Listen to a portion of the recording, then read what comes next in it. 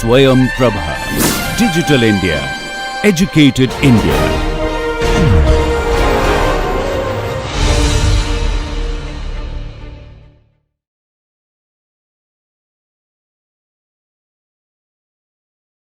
Now let's look at one more transformation called the loop fission. Supposing, let's say, we have this sequence of statements in a simple loop, right? In a loop like this. Now the question is, of course, I have many arrays A, B, C, D being accessed in this. They are modified as well as they are read.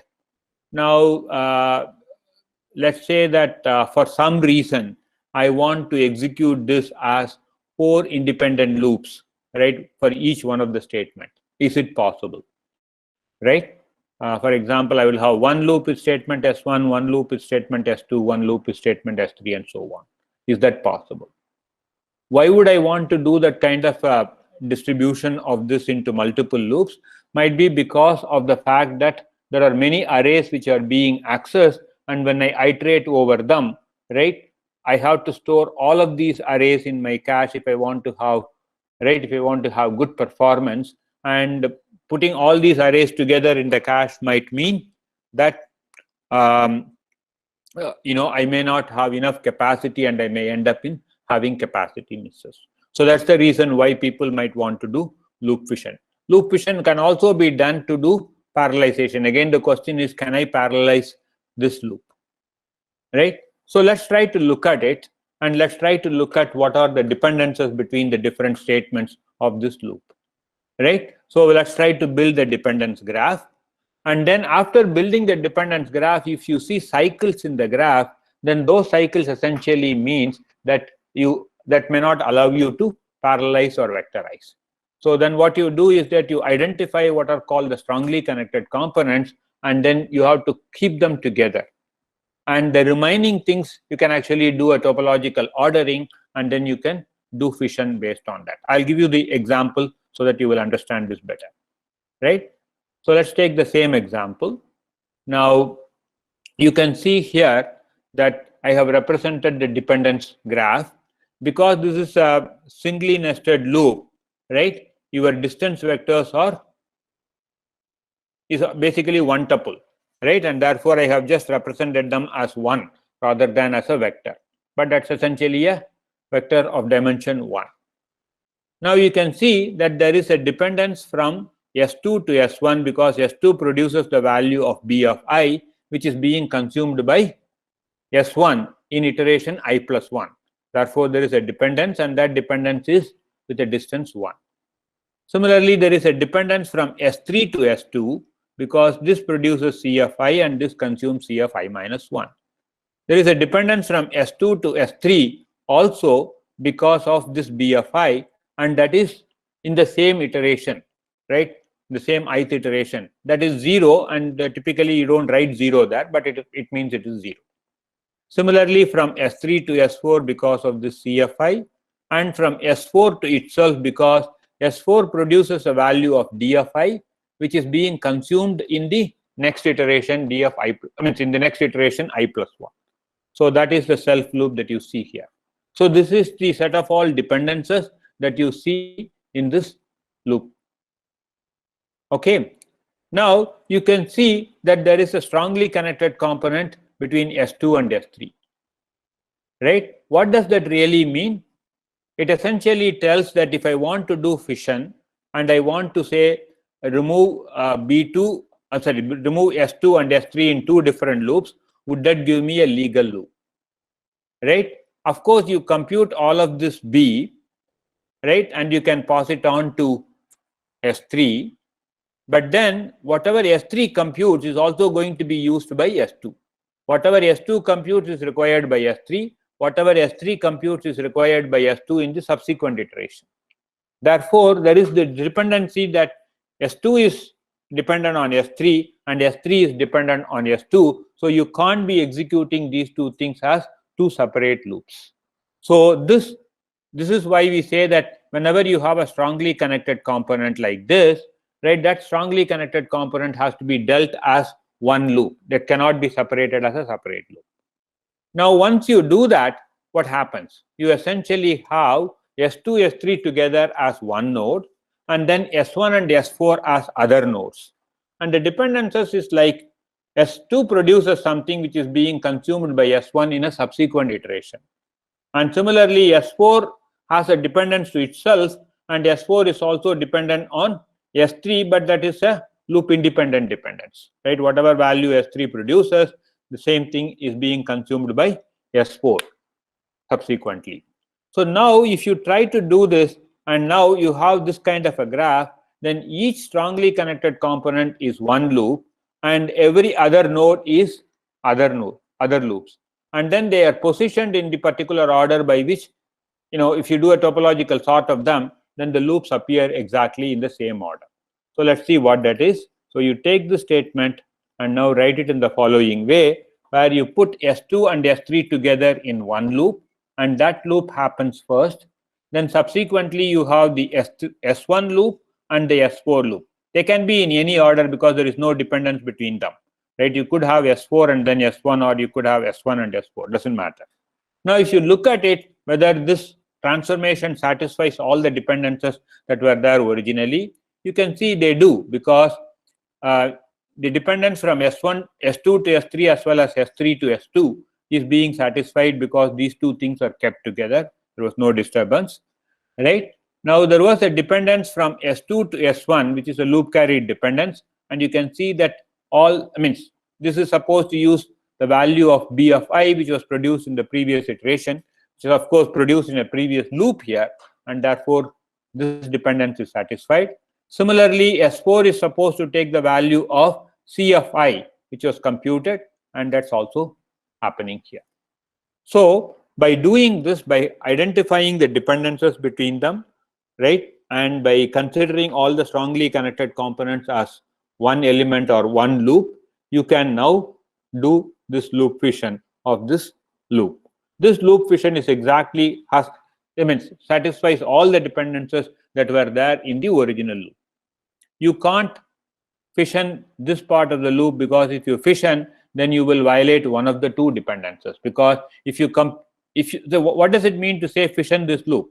When you fission this loop, you compute all of BIs, right? B1 to Bn first, and then after that you compute C1 to Cn. But when you do that, right, all these B1s are going to take the old values of Ci, whereas as per this computations, the B1s are supposed to take the value of Ci which were computed within that loop, new value of Ci which were computed within that loop, right? So that is why the strongly connected components, right, things in which you have the cycles, have to be together. Okay, that's essentially what is loop fission, and we have already said how you can do loop fission, right? Again, you can see that right,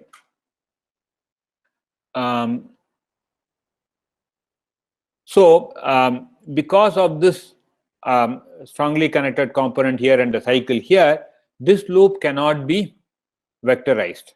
Okay, whereas this loop, which is on statement S1, it can be vectorized because it does not have any loop on itself. It does not have any loop. When you talk about this S1, it does not contain any loop, so that can be vectorized. S4 cannot be vectorized because S4 depends on itself, right? So you have to calculate this. Each iteration is dependent on the previous iteration of S4. Therefore, that cannot be parallelized or vectorized. Okay, and for the same reason, right, S2 and S3 together cannot be vectorized because S2 is dependent on S3 and S3 is dependent on S1. And the right way to look at this, or the right way to say this, is that every iteration of S2 and S3 is dependent on the previous iterations of S2 and S3, and therefore that also cannot be vectorized. So once you do this loop fission, right, some of the loops which do not have any cycles can be vectorized, but the loops which have cycles or dependencies, right, cannot be vectorized in the other. Okay, now let's talk about a few other transformations, but before that, okay, so we may take till about 1 o'clock. Is that okay? And also, okay, if that is okay with you, then maybe I will allow a couple of questions before we move forward.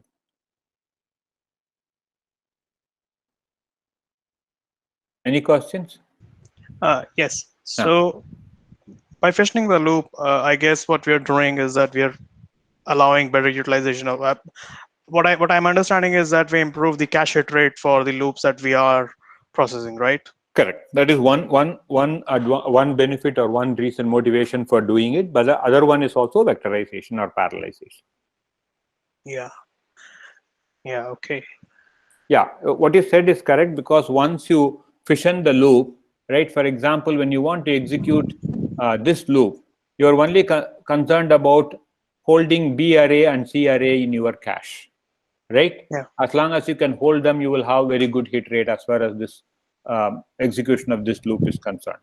Similarly, when you are talking about this loop execution, it's only concerning yourself with A array and B array. Here it is only C array and D array. If you try to fit all of those 4 arrays together, maybe your cache capacity may not be enough to hold all of them, right? Yeah. Of course, here each loop is iterated only once, but yeah, in general, that's it. Any other questions?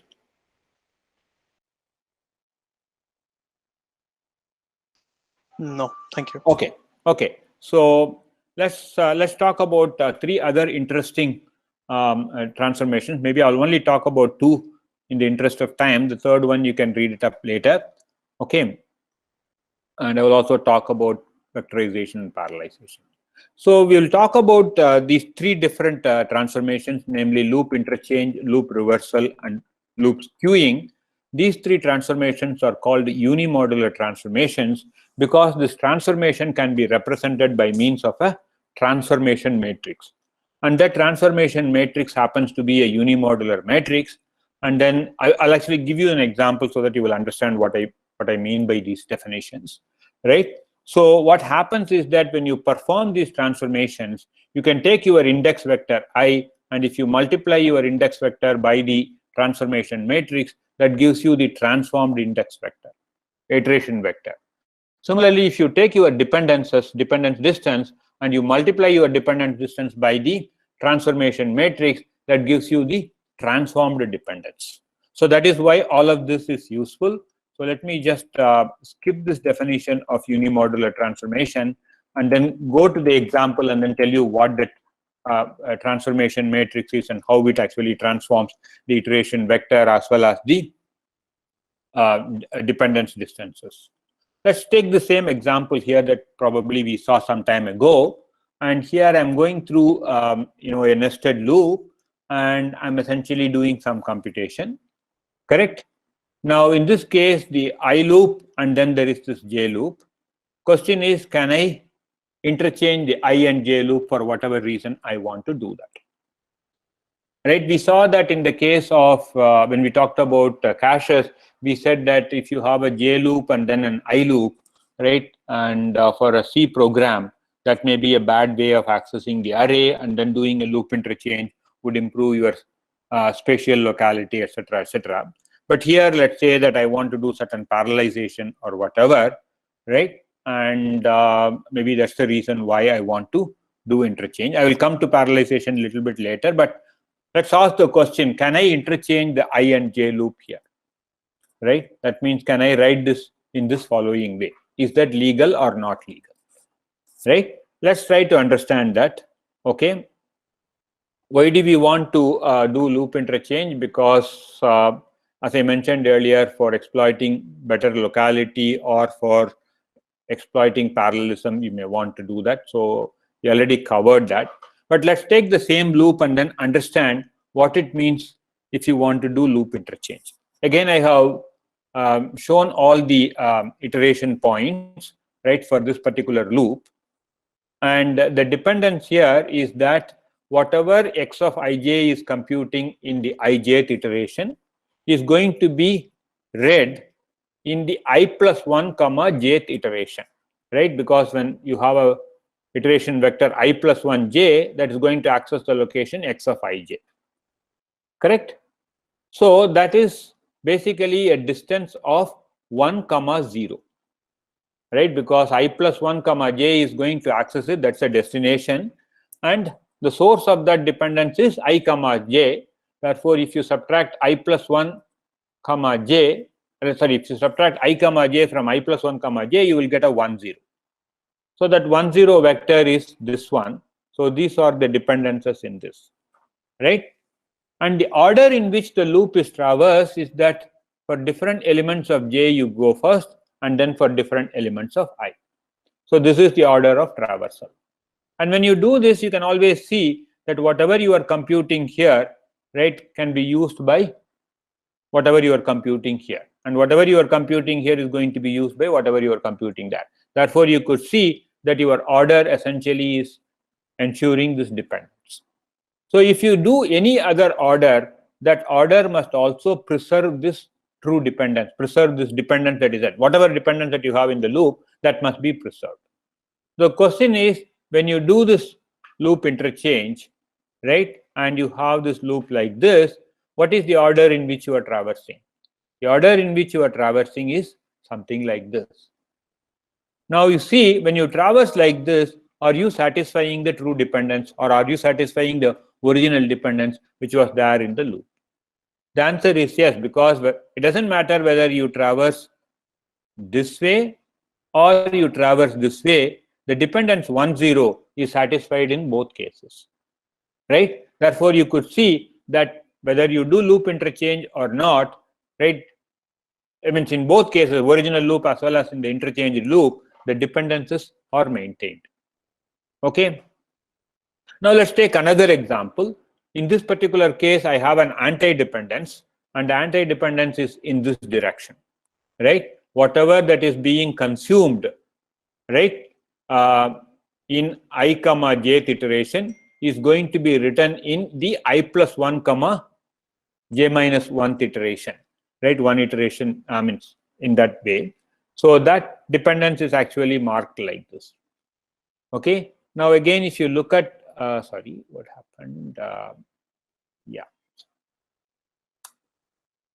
Right. Yeah. So if I interchange the loop, I get a loop like this. That means that I'm going to traverse in this way.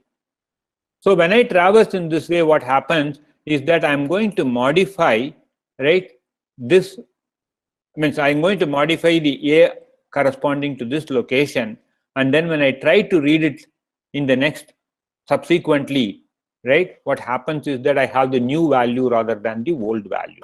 Therefore, this will violate the anti-dependence that we have otherwise had.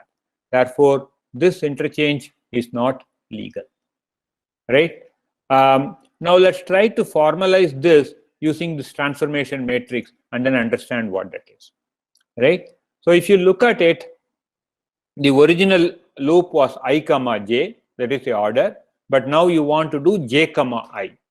So for that, the transformation matrix is this identity matrix in which the first and second rows are now interchanged. So it's actually a 0 1 1 0 matrix. Now when you multiply this with I comma j, you will actually get j comma I. That's what I meant by the iteration vector would be transformed, right? When you multiply this by I comma j, right? Let me just show you that. I'm sorry. So when you multiply this by your iteration vector I comma j, right, you will end up getting, when you multiply this, you will get j comma I, right? So that's what we mean by loop interchange, and the transformation matrix being this one.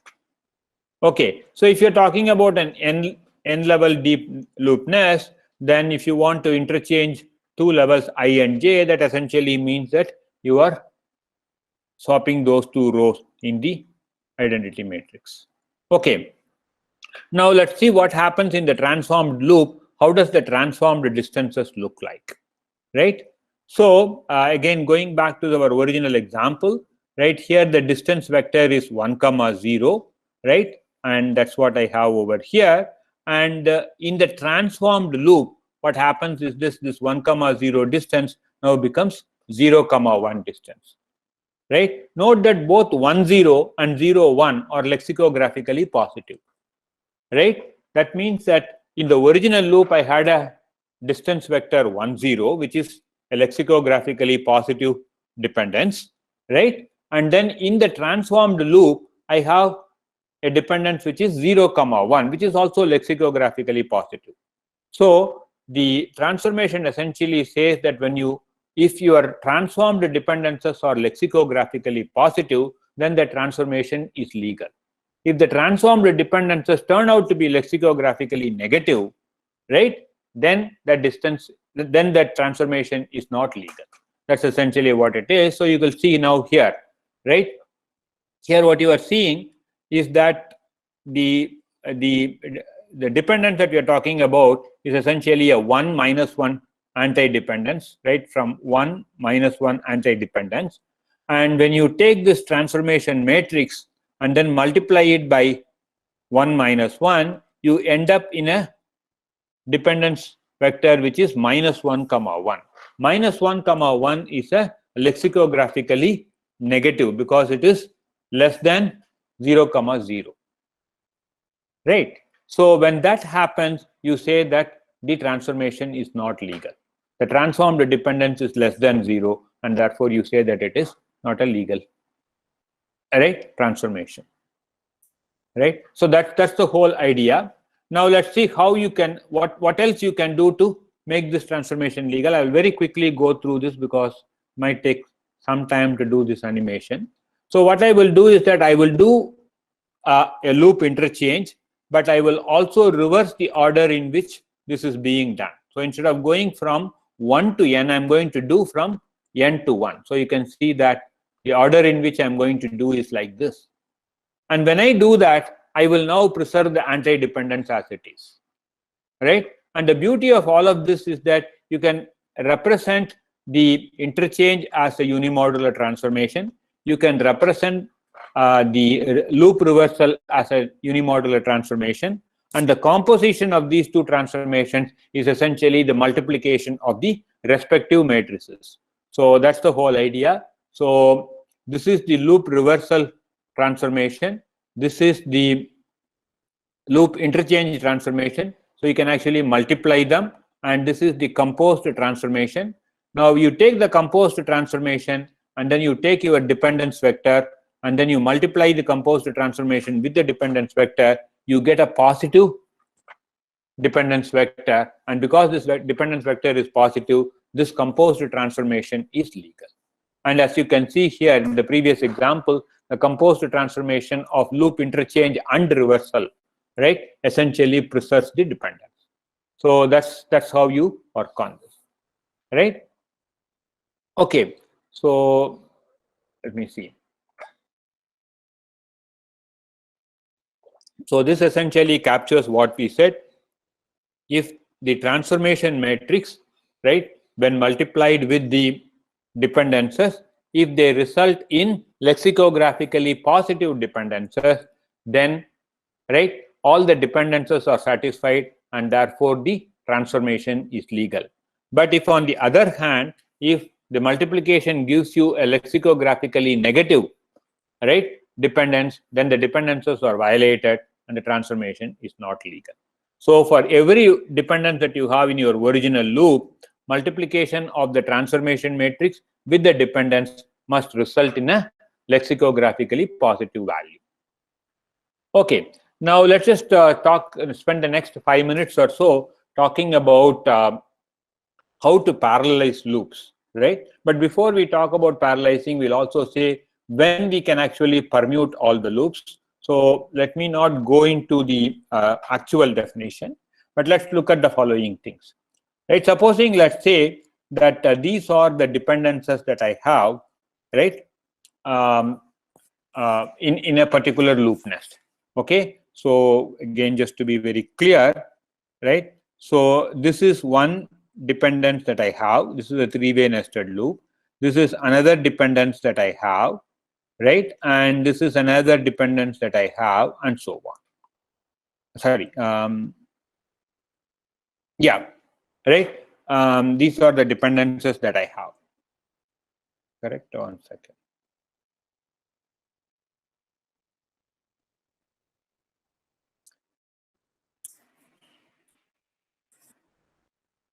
Yeah, right.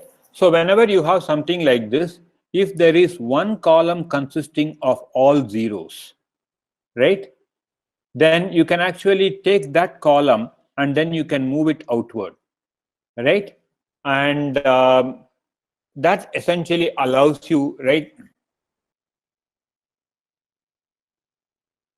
I'm sorry, I'm just, you just give me 1 second. Yeah.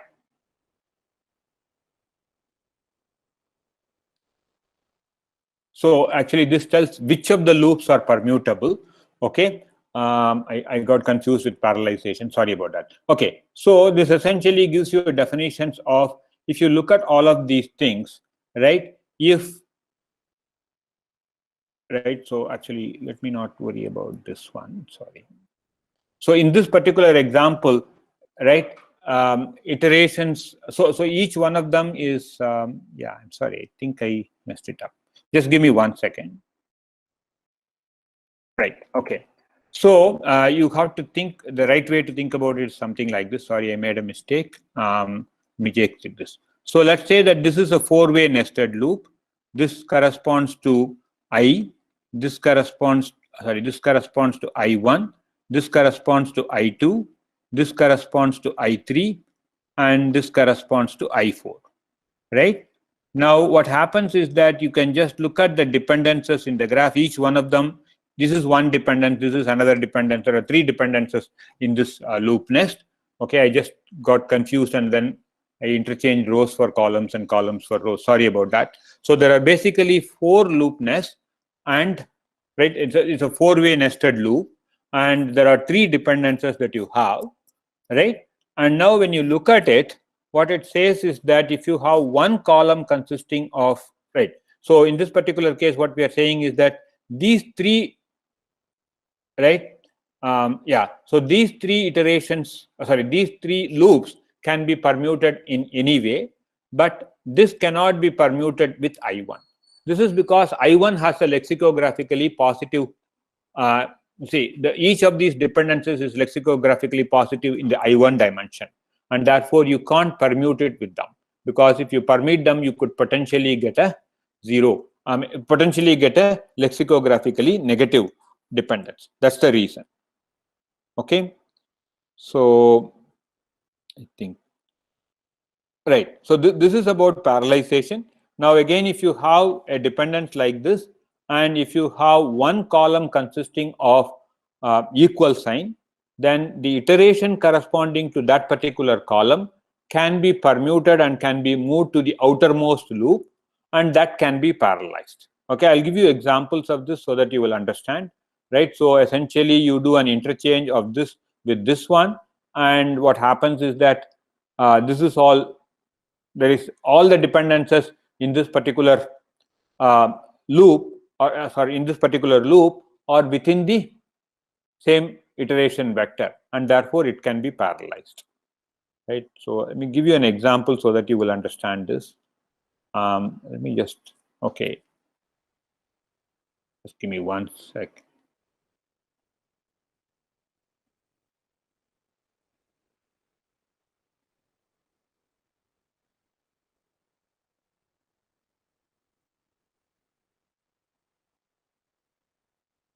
Okay, so let's take this particular example and then deal with it so that we will understand here.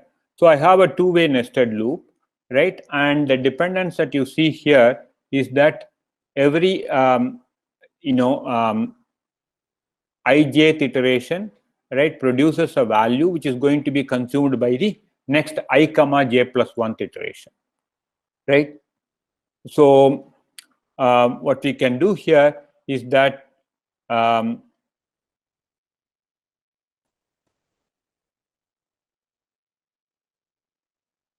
yeah, sorry, yeah. So that's a question there, right? So question is, can you parallelize the jth iteration here? Can you execute different iterations of j in parallel? Right? I is executed sequentially. That means that for I is equal to 1, you are going to execute all the iterations of j in parallel. Then for I is equal to 2, you will execute all the iterations of j in parallel, and so on. The question is this legal? Because when you try to do this, what happens is that you are not going to satisfy these dependencies, because if you try to execute these things in parallel, this dependence that you have between different iterations of J may not be satisfied, and therefore this is not a legal thing. Whereas if you try to execute all iterations of I in parallel, then it is possible. So I am not sure whether I have this before or after. Let me just look at it. Yeah, it's after that. Right. Whereas if I try to execute these iterations of I in parallel, but iterations of J sequentially, right, that is okay in this loop, because what happens is that I would execute, sorry, my slides are a little bit, if I execute all of this in parallel, then subsequently I execute all of this in parallel, then subsequently I execute all of this in parallel. That is possible, right? Because there I am not violating any dependence. But then in order for me to do that, right, I have to ensure that all of this is executed. There is a synchronization, after which all of this is executed. There is a synchronization, and so on. So here, if I want to exploit parallelism, right, I have to make sure that, right, because this J loop has this dependence, I have to move this out, and then I have to bring in the I loop inside, and I can do parallelization, but that has certain costs and so on. Okay, so let me actually, there are a lot more examples here and some details. Maybe, yeah, let me see if I can. Yeah, I don't think these are critical, because I'm sure that Professor Sanjay would cover some of these things subsequently. So what we can do is we can possibly skip these slides, and then, yeah, I think there is lots of details about how to do the parallelization. Maybe this last example may be a quick example to kind of conclude what we want to talk about. So again, take this example of a three-way nested loop, I, and K. And in these three loops, we have basically two dependencies. Let me just again talk about the dependencies. Here I have used the direction vector rather than the distance, but you can understand this.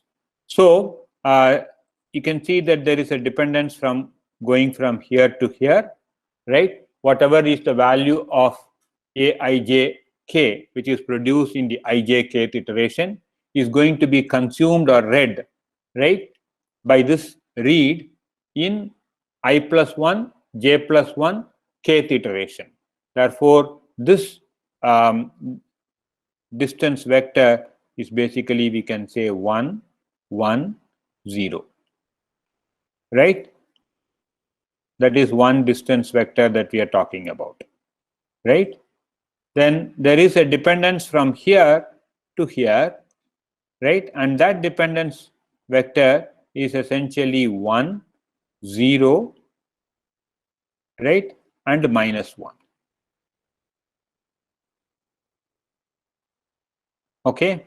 Now, those dependence distances are written by means of direction vectors, like 1, 1, 0 is actually less than equal, and 1, 0 minus 1 is less than equal greater than.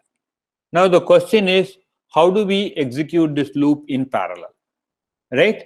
Because there is a dependence in the ith iteration. There are two dependencies in the ith iteration, one because of this and one because of that, right? The ith loop cannot be parallelized. Different iterations of I has to be executed sequentially, because whatever is being produced by one I is going to be consumed by, right, in a subsequent iteration of I, right, by the same statement. So they cannot be executed in parallel. But then when you execute the I loop serially, what happens is that all of these dependencies are satisfied, and the J loop or the K loop can be executed in parallel, right? So that's essentially what some of these in-between slides were trying to tell you. But let's see what that means, right? For example, if I execute different, okay, so I think I have a diagram here which explains that. Okay, so if you just look at it, let's assume that this is the ith dimension, and this is the kth dimension, and upward is the jth dimension, right? Now what happens is that I'm going to execute all the I iterations serially, right? So for a given value of I, right? Let's talk about this plane. I'm going to execute all the points in the plane, right? And after finishing the execution, I'm going to talk about executing all the points in the next plane corresponding to I plus 1. Okay, so in this plane, now I have different values of j and k, right? The question is, can I execute them in parallel? Now, as I mentioned earlier, the dependencies are 1, 1, 0 and 1, 0, minus 1. You can see that 1, 1, 0, right, is, let's see, yeah. So this is 1, 1, 0. This distance, this direction vector is actually 1, 1, 0, right? 1 and 1 in the I dimension, 1 in the j dimension, and the k dimension is 0. So this is actually 1, 1, 0 distance vector, and this distance vector is actually 1, 0, minus 1. Right? Again, you can see that there is an increase in the I dimension. There is the j dimension is actually retained in the same way, that's a height, and the k dimension decreases by 1. Now, this is how the dependencies are. The values produced in those iterations are going to be used here. Now, if I execute each iteration of I serially, but I don't necessarily specify in what order I execute, right, the j iteration and k iteration, even then you can see that my subsequent I iteration, which corresponds to this particular plane over here, right, sorry, right, that plane is going to happen later. And whenever I do this in this way, right, you can see that if I parallelize my j loop or if I parallelize my k loop and try to execute all of them in parallel, still I will compute all of these values, and those values are the ones which are going to be used by the next plane for I plus 1th plane, right? And the dependencies are still satisfied. As you can see that I could have either done the jth loop in parallel or the kth loop in parallel or both of them in parallel, right? That's essentially what this says. This says that if you do only the kth loop in parallel, what happens? And this tells you if you do only the jth loop in parallel, what happens. In all of these cases, you actually satisfy all the dependencies because your dependencies are going forward, and by executing these I planes one after the other, you are still going to make sure that those dependencies are satisfied. Okay, so that's essentially what I have for the dependence analysis and the loop transformations. I covered them rather quickly because of the lack of time, and some of this background might also be revisited and strengthened upon in Professor Sanjay's lecture. Okay, so we will conclude here. If there are any questions, I can take that. Otherwise, we will stop here.